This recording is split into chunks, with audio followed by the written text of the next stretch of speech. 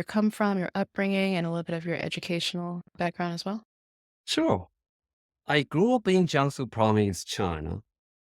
In the late 80s, I went to the School of Architecture in Nanjing Institute of Technology, now known as Southeast University.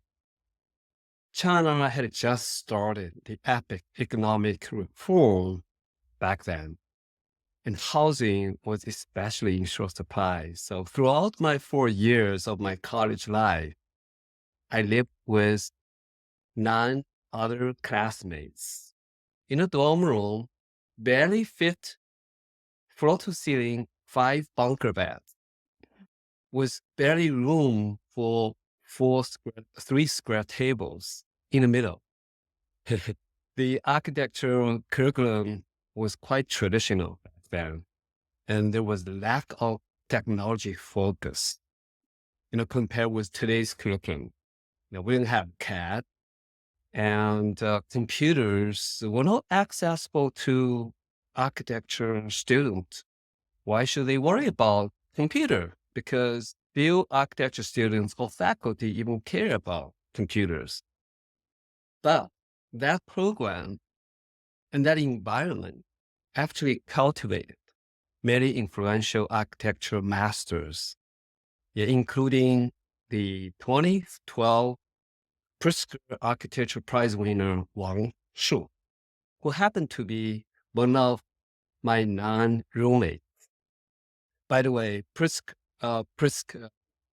Architecture Prize is the equivalent of Nobel Prize in Mhm. architecture. There's only Oh, nice. one per distinguished architects being elected. Nice. So that's when I was in China, and I came to the States in late 1980s, and I got my master's in architecture engineering, later PhD in civil engineering, all from the University of Kansas in Lawrence. You went from China to Kansas in the 80s. How was that transition? The transition really led me to GIS. I think it's quite Mhm. interesting. So I still need to go back to my college age in China. Early in my college years, I came to realize that my brain was more wired for science and engineering than architectural art.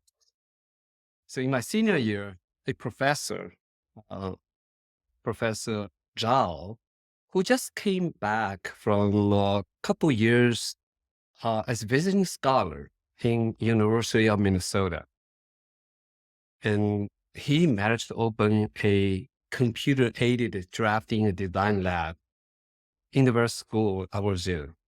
And the lab has less than half a dozen of Apple II computers running the CP/M operating system. So it's pretty dated. But yet that was an eye-opener. Without any hesitation, I signed up for this CAD, in fact, the time called, Mm. as my graduation project. I found myself excel. I extremely enjoyed CAD package development processes. My Essentially my graduate program, the final project, allowed me to expand my passion to software development and from database to CAD and GIS. I'm talking about my graduate program in the United States because of my professor, civil engineering professor who's into CAD, who's into GIS, and also database. So my initial knowledge of computer science and was able to be expanded. And I got further indulge myself in the world of computing.